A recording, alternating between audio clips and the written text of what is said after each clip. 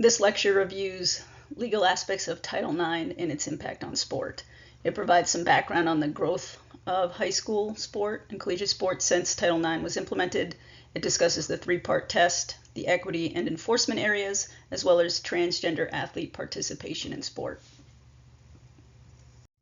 Title IX was passed in 1972. It is a federal law that applies to any education program or activity receiving federal funding, so higher education like Minnesota State University Mankato, or K through 12 public or private schools that take money from the federal government.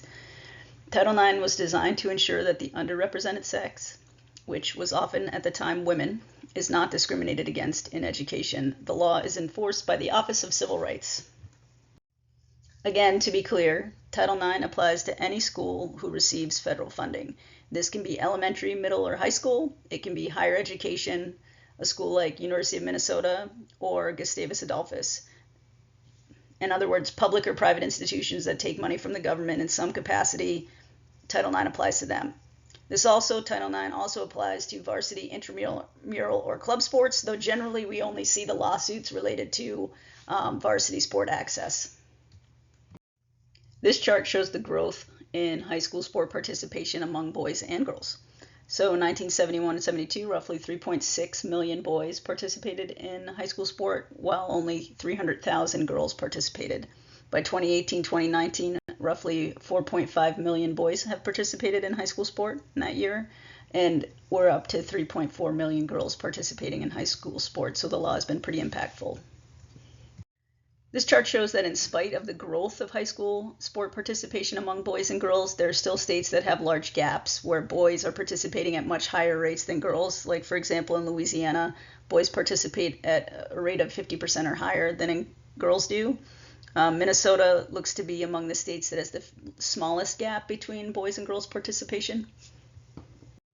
This chart shows the NCAA athletic participation opportunities from 1982 to 2020. So why it starts in 1982 instead of 1972 is that there was a different governing body for women's sports at the collegiate level, and they merged. Basically, the NCAA took it over in 1982. So at that point, 72% of the opportunities went to men, and roughly 28% of the opportunities to participate in collegiate sport went to women. And by 2020, the gap is closed, but there's still a gap, whereas 56% of the collegiate participation opportunities in sport go to men, and 44 roughly participation opportunities, percent of participation opportunities go to women. The Regulation and Enforcement Policy Interpretation in 1979 created these three areas that are designed to measure equal opportunities. The first is financial assistance, so the awarding of scholarships to men and women that go to the university or college. The second is equal opportunity in program areas, and those are going to be reviewed a little bit later. And then the third is effective accommodation, so accommodating interests, and they do this with the three-part test. The three-part test is used to look at whether or not schools are complying with Title IX when someone alleges that they aren't. The first is proportionality, meaning that the varsity athletic opportunities need to match what is proportional to the overall student body, the ratio. So if your school is 60% female student body, 40% male student body, then that's what the athletic participation opportunities should look like. They should also be roughly 60-40.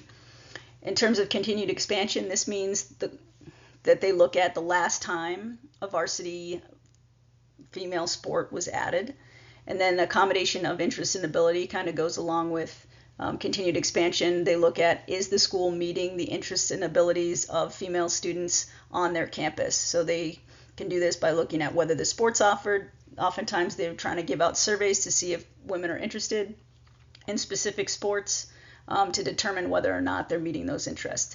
A school only has to meet one of the three criteria in order to be compliant with the law. Here are some of the equity and enforcement areas that are reviewed. Equipment. So similar programs need to be offered the same types of equipment, new equipment, be on the same type of rotation for new uniforms, that practices are scheduled at equitable times, meaning that one team isn't practicing like at 6 a.m. in the morning, and the other team gets the prime practice at 4 o'clock. Travel allowances, so at the college university level, teams get per diems to pay for meals, so it's money per day to give for meals, so those should be similar. Access to coaching, having experienced coaches, having a similar amount of coaches on the team, access to academic tutors.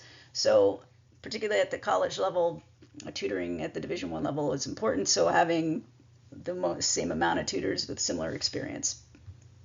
Here are the final equity and enforcement areas: practice and competition facilities. So one team shouldn't be practicing in a middle school gym while the other one gets to use the on-campus facility at prime hours. Men's and women's programs should have similar access to medical training services. So athletic trainers, doctors, sports psychology professionals should all be available in an equitable manner. Same for housing and dining, same for publicity from the athletic department, so sending out emails to publicize a men's program. Women's program should also get that same treatment. They should be treated or shown regularly on the website, on the social media accounts. Similar amount of money allotted to recruiting of male and female student athletes, and same for athletic scholarships and financial assistance. Those should be similar based on your student body and student athletes.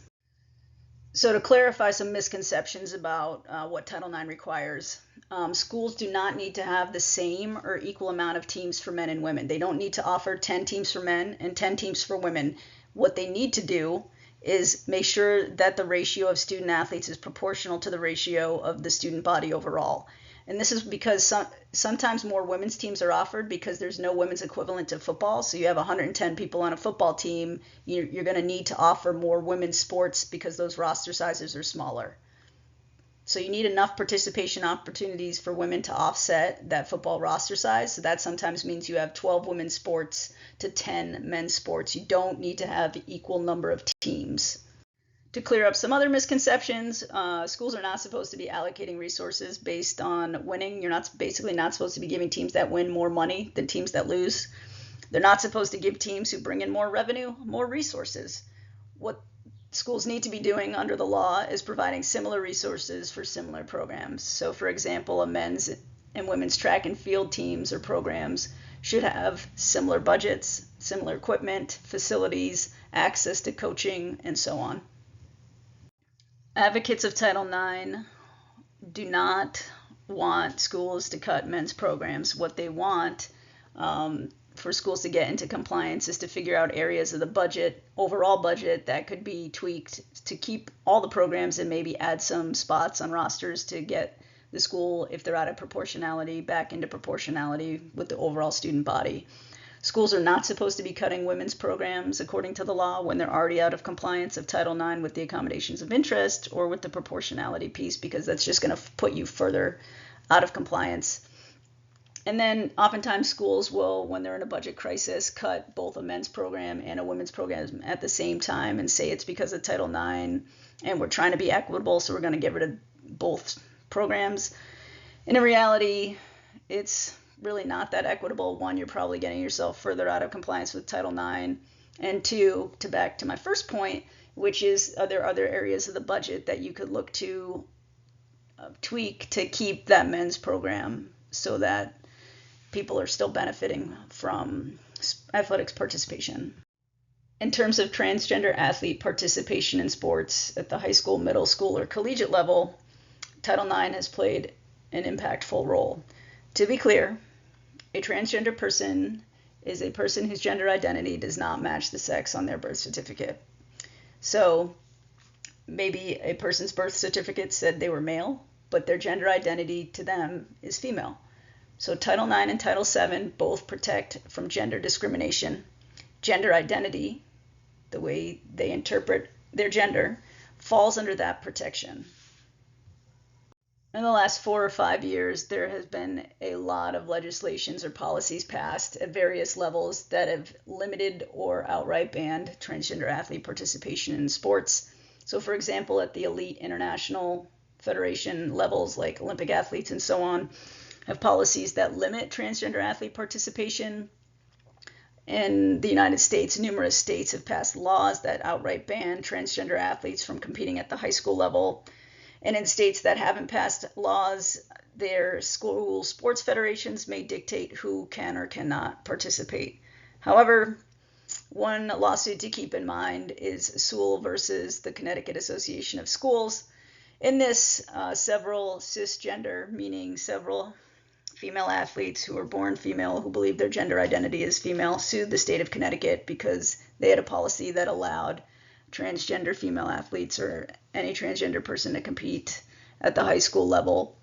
The court ruled that the plaintiffs lacked standing to challenge the policy that allowed transgender athlete participation on teams that align with their gender. So the court also ruled that discrimination against transgender athlete violates Title IX. So Title IX came back into play here because, again, it bans gender discrimination, and Connecticut interpreted this as if you create a policy that bans transgender athlete participation, you're going to discriminate against them. And so the plaintiffs lost their case. Again, Title IX applies to schools who get federal funding at the K through 12 level or at colleges and universities. The regulation and enforcement areas were designed to determine if schools were providing equal opportunities to their students and financial assistance in program areas, as well as accommodating the interests and abilities. The three-part test stems from the accommodating portion of that, in that it looks at proportionality, continued expansion, and accommodation again. There's a complicated set of policies at various levels related to transgender athletes. In the education setting, however, the Sewell case demonstrated that transgender athletes had a right to participate, and by banning them, the school or the state association would have violated Title IX.